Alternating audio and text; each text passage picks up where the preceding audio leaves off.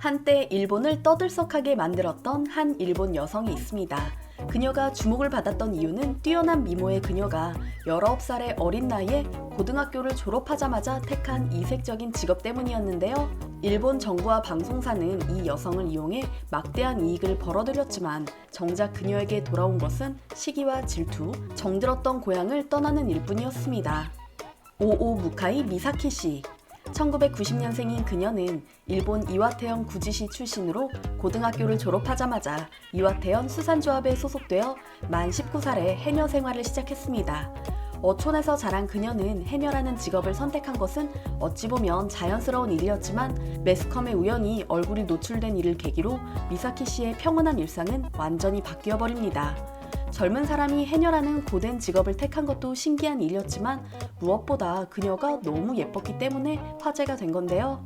좋은 소재를 발견했다 싶었는지 각 방송사는 앞다투어 오오 무카이 미사키 씨를 인터뷰하고 그녀가 물질하는 모습까지 취재하는 등 열을 올렸습니다. 게다가 NHK는 그녀를 소재로 해 각색한 아마짱이라는 아침 드라마까지 재빨리 만들어 방영했는데요. 일본 드라마 최고의 히트작으로 손꼽히며 매회 시청률이 20%에 육박할 정도였다고 합니다. 이 드라마는 평범한 여고생 아키가 엄마와 함께 해녀인 외할머니가 사는 어촌마을로 이사를 간 후 물질하는 할머니의 모습에 반해 해녀가 되기로 결심했다는 이야기에서 시작됐다는데요. 여고생 해녀 아키는 우연한 기회에 지역 아이돌로 선발돼 스타가 되어 침체된 마을을 되살리는 역할을 한다는 내용입니다. 할머니와 엄마, 딸 3세대가 힘을 합쳐 조그만 어촌마을이 겪고 있는 경제난과 무기력증을 극복한다는 동화 같은 이야기는 당시 바닥이 보이지 않는 경기 침체 속에서 절망하던 일본인들에게 희망을 줬죠. 드라마가 끝나 낙이 없다라는 한탄이 나올 정도로 붐을 일으킨 아마짱의 영향으로 촬영지인 이와테현 구지시에는 관광객이 넘쳐났고 해녀가 되겠다고 나선 젊은 여성까지 등장했는데요. 이와테현은 재빨리 아마짱을 본뜬 관광 코스를 만들어 관광 사업에 나섰고 막대한 수익을 벌어들입니다. 그러나 해녀 열풍의 주역이었던 오오 무카이 미사키 씨의 삶은 드라마와 달랐습니다. 그녀는 해녀 일을 시작한 지 1년 만에 그만두게 됐는데요. 이와테현 수산조합과의 불공정 계약 때문에 한 달에 27일이나 일하고도 월급은 고작 7만 엔에 불과했으며 관광객들이 그녀의 집에 방문하고 일상생활을 하지 못하게 방해하는 등 사생활 침해가 심각했기 때문이죠. 게다가 어느 날 갑자기 전 국민의 스포트라이트를 받게 된 오오 무카이 미사키 씨를 향한 질투가 심각했다고 하는데요. 동료와 선후배 해녀들은 대놓고 그녀를 따돌리며 괴롭혀 해녀 일을 할 수 없게 만들었죠.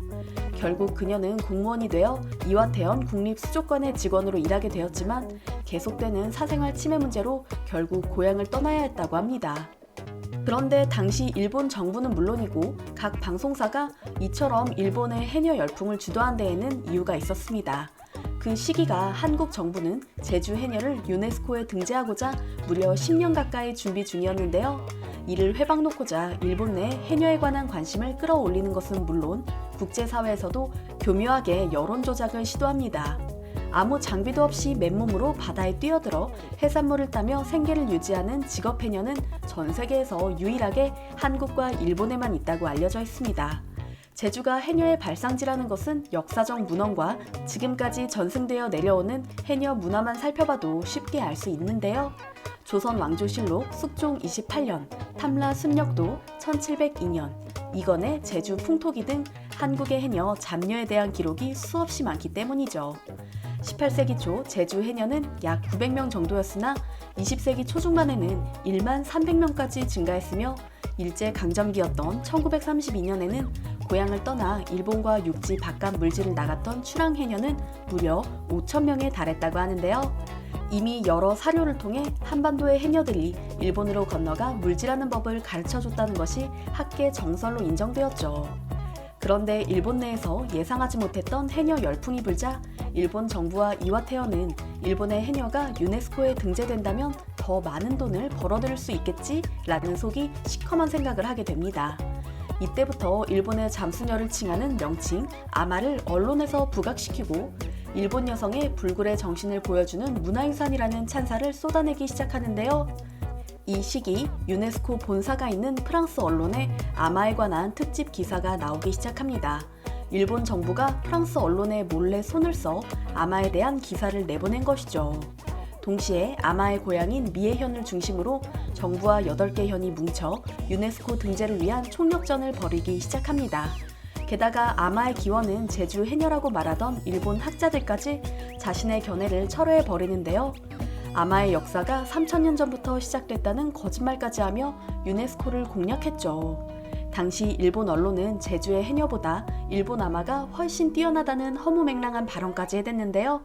제주시는 묵묵히 자료를 마무리해 유네스코에 제주 해녀 문화의 인류 무형 문화유산 등재를 신청합니다. 유네스코가 바보도 아니고 일본의 거짓말에 순순히 속아 넘어갈 리 없었습니다.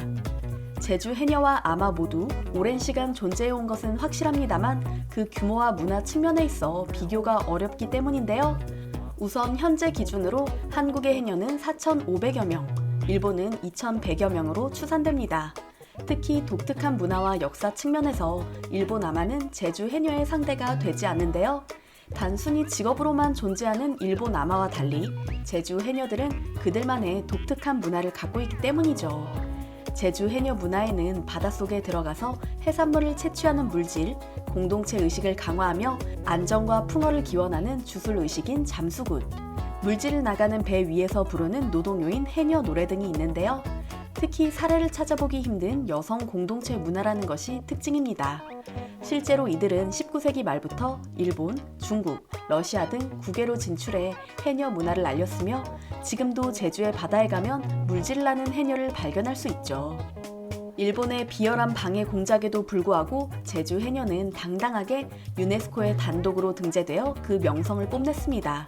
제주라는 독특한 환경을 바탕으로 해녀의 기술과 지식이 공동체를 통해 전승됐으며 자연 친화적 방법으로 생업을 이어간다는 점이 높이 평가받은 건데요. 제주 해녀가 일본의 아마보다 훨씬 더 오랜 역사를 가진 원조이며 뛰어나다는 것은 국제사회에서 증명한 셈입니다. 이 소식을 들은 제주의 해녀들은 살아생전에 유네스코에 등재되는 것을 볼 수 있으려나 생각했는데 꿈만 같다라며 기뻐했다고 합니다. 안타깝게도 제주 해녀의 미래는 그다지 밝지 않습니다.